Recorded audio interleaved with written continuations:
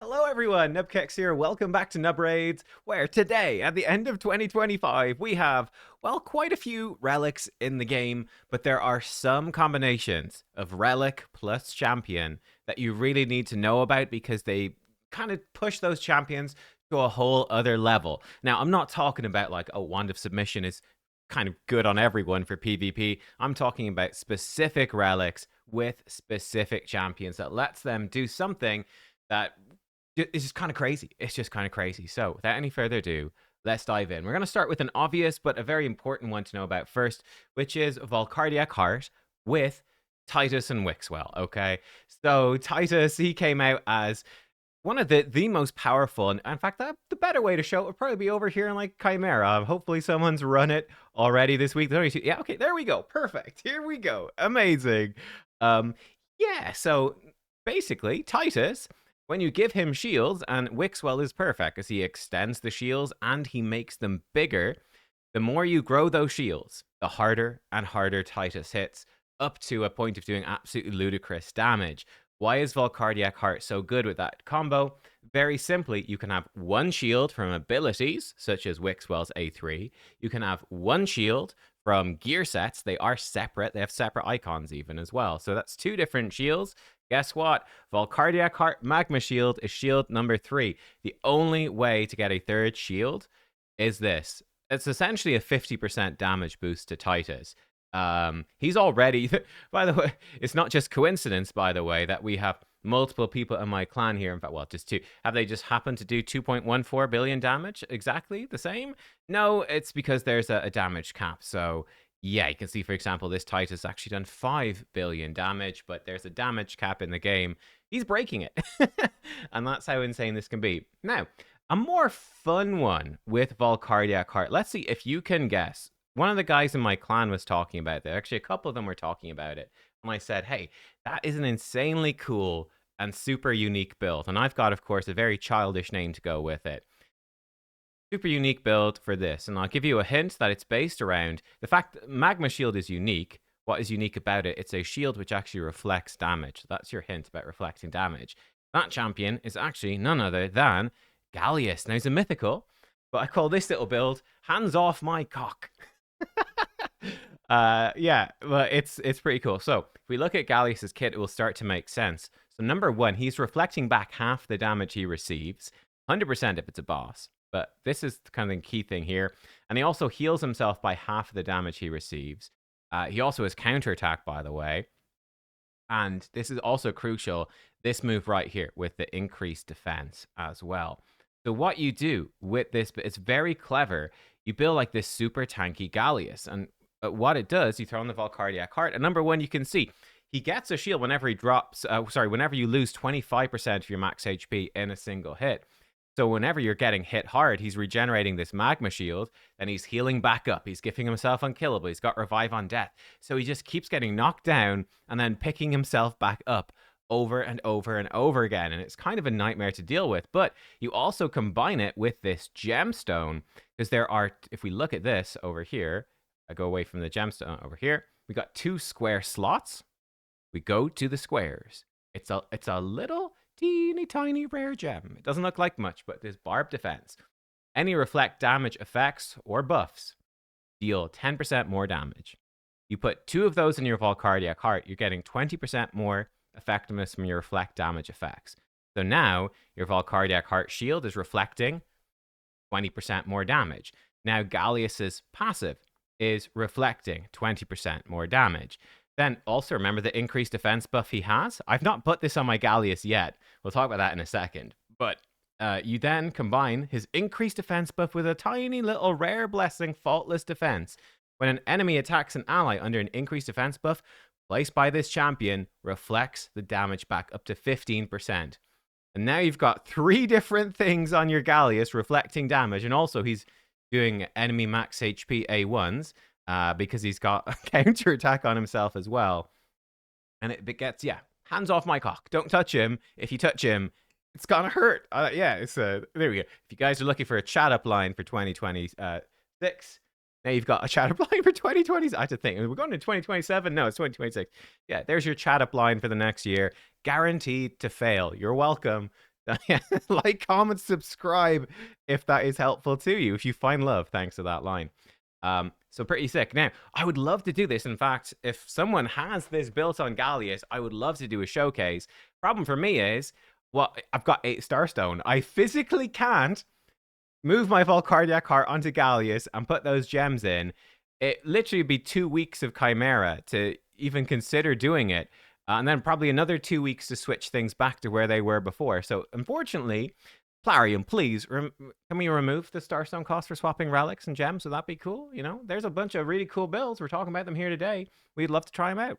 Just throwing it out there.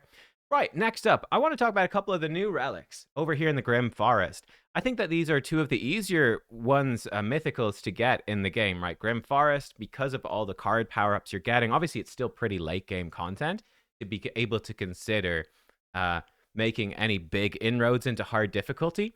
But I think you'll have a much easier time, for example, doing this than you will getting really high ranks in Live Arena for the mythicals there, or for doing loads of Chimera trials, right? I think Grim Forest is quite a bit easier. I think it's one of the easier sources. Like tier 8 for Siege is the only way to get these right now.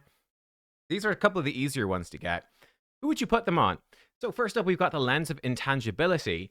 And what's fun about this, the champion I want to call out here actually has emerged as a brand new promo code for new players. Let me bring this up. Here we are. Actually, Hell Hades was sharing this with the HH Gaming team, so I think it's probably up on the website now. But Kitty Cut, new players only, of course. So you have to, I think, a new account within the last 24 hours.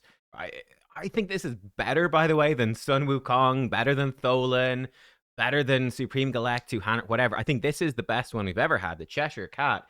I want to highlight him as being an amazing option. Not only the best starter champ now in the game, crazy good, but he becomes next level with that relic.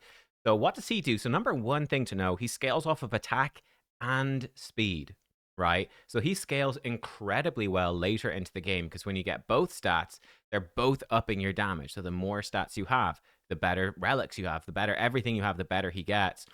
His A1 becomes an AoE attack if he's under Veil or Perfect Veil, and he gives himself Perfect Veil with his A1. His A3 gives himself Perfect Veil for 2 turns. Also gives him an extra turn if he kills an enemy. His A2 gives himself Perfect Veil if he kills an enemy. And he's also getting more turn meter boost. He's doing more damage. He's already ignoring defense as well while he's under Perfect Veil. And then he's got this big cheat death effect, speed in all battles aura. I mean, the champion is bonkers good. Bonkers good.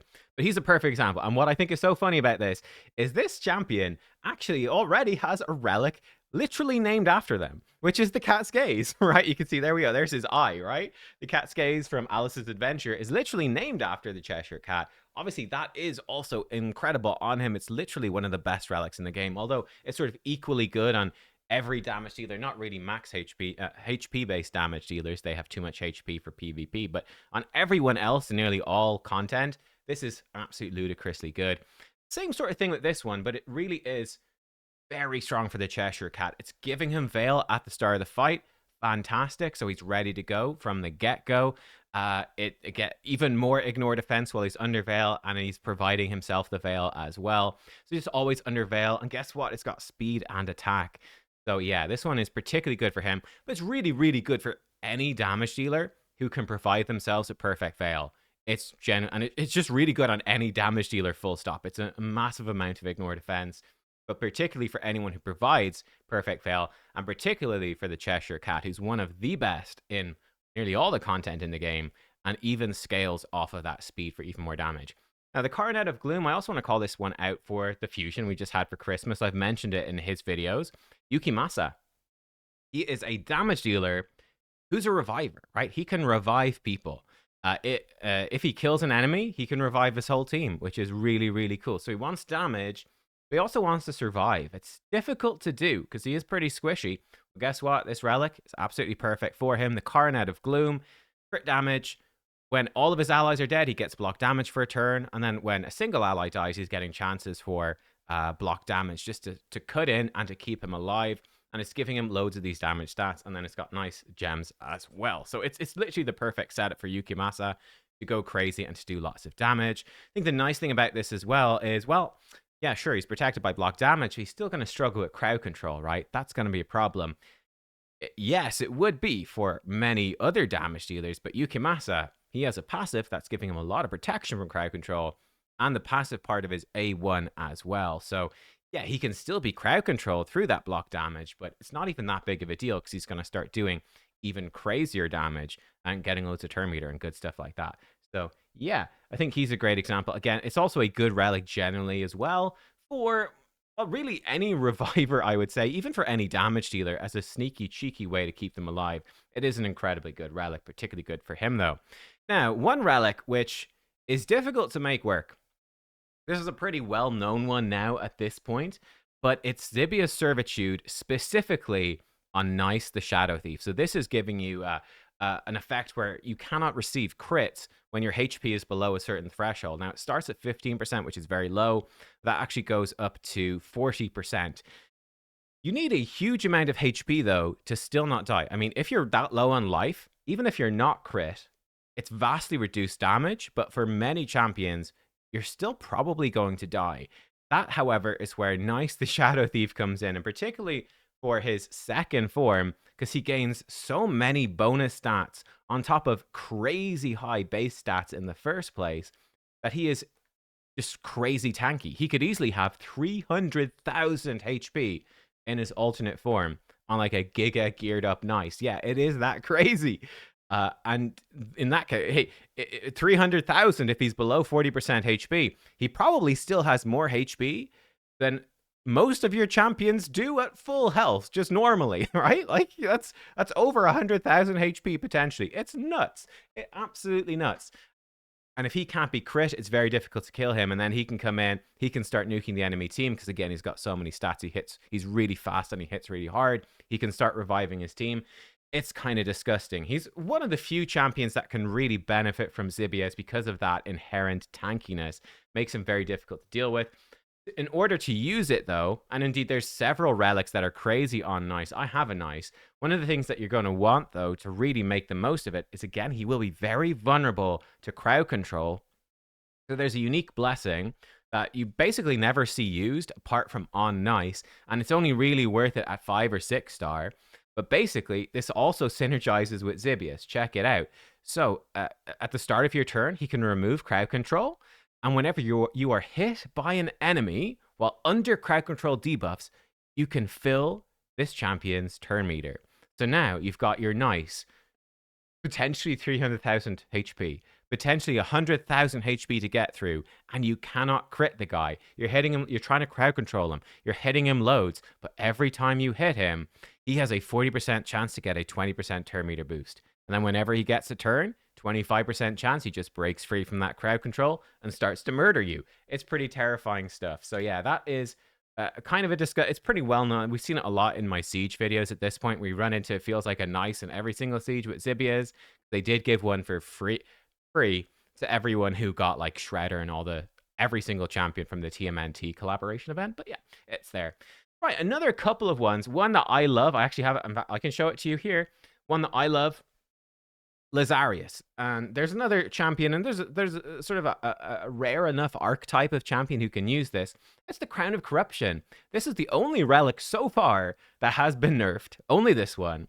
It's a mythical relic. I think it was an absolutely fair nerf as well. So I have the relic. So yeah, you can't be like, you're only saying that because you don't have it. I've got it. So yeah, there you go. Take that, angry commenters.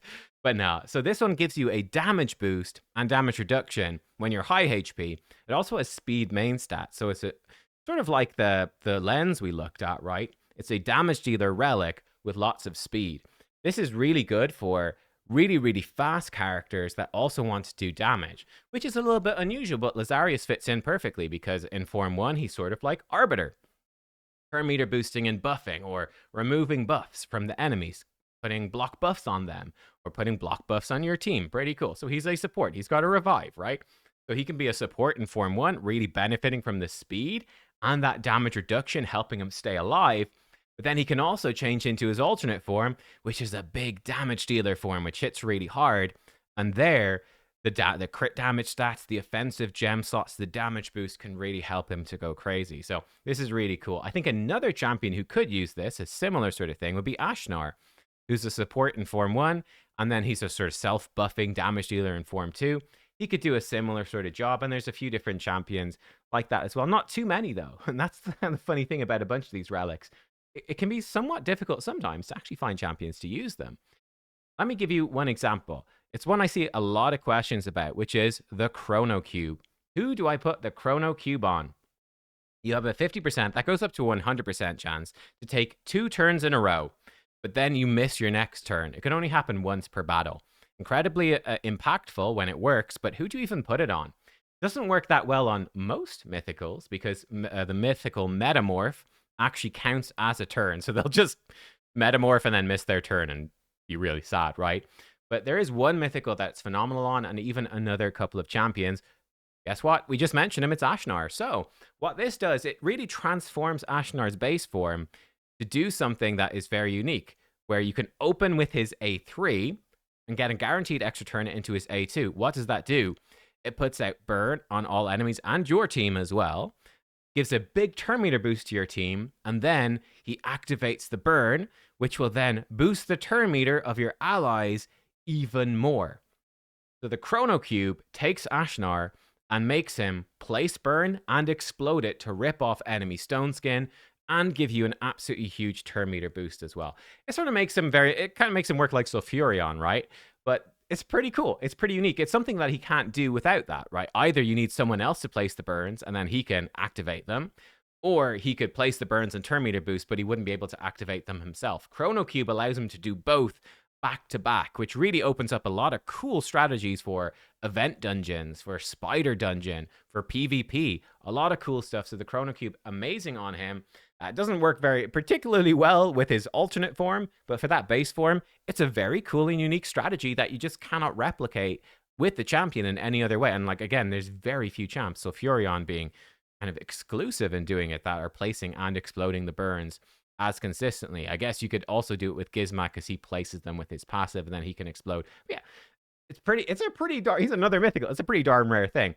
A couple of other champs with the Chrono Cube. I think Queen of Hearts is particularly good. So she can come in then, go start with her A2, so remove all enemy buffs, put Death Brand on a target, and then follow it up with her A3, big ally attack. Death Brand is a debuff that if the enemy dies with Death Brand on, block revive is placed, so they can't be revived. So yeah, place your Death Brand and then instantly follow it up with a big ally attack to kill them. Pretty sick. And then she's got a great passive where she's getting extra turns when enemies get buffs anyway, so it sort of compensates for the Chrono Cube's bad effect. Another classic example for Chrono Cube, to throw it out there as well, is Armand's. Do you open with his A2, the AoE turn meter steal and stun? Do you open with his A3 to sheep somebody and remove their buffs? Well, with Chrono Cube, you can open with both. Basically, you can open with the sheep, remove all their buffs, so potentially remove their stone skins, and then come in with the AoE turn meter steal, now that they're not protected from it, by the stone skin. And then you can AoE steal their turn meter and stun them. Pretty sick. Not quite as impactful, I'd say, as the other two champions, just simply because Wand of Submission messes up Armand so much. And there's obviously Lightning Cage protecting Stone Skin these days as well. But it's still a pretty cool combo. And one nice thing, if he does steal the turn meter, he basically gets an instant turn. He misses it, so he doesn't do his A1 turn, but his cooldown still comes back. So it sort of counteracts the effect of the Chrono Cube. So he'll basically do the A3, get the Chrono Cube turn, do his A2, get full turn meter, miss his turn because of Chrono Cube, and then when he comes back to his next turn, his A3 will be back up. Pretty sick. It's a cool combo. Again, Wand of Submission really, really messes with Armand, but it is there. Two of the very obvious ones that people will know about are going to be, of course, from Faction Wars. When you get to Faction Wars hard, the only way to get these Faction War relics, but the Arachn elixir, it is rare, so it's very easy to get. You've got a very high chance to get it from any Faction War relic materials, and it's a huge impact when you get into hard, because this is transformative for basically all poison champions. So number one, it makes Faction Wars hard itself far easier for many factions. Like, I don't know, run a Narma the Returned or Tomb Lord to make Knights Revenant way easier with this thing. But basically, your poison debuffs do damage, bonus damage equal to a portion of your attack, up to 150% of your attack, in fact. Doesn't really do anything against bosses. Poison damage is capped. It doesn't say it anywhere in most of the tooltips, but it is. Sad face. But this is obviously particularly insane for PvP, In fact, let me show you.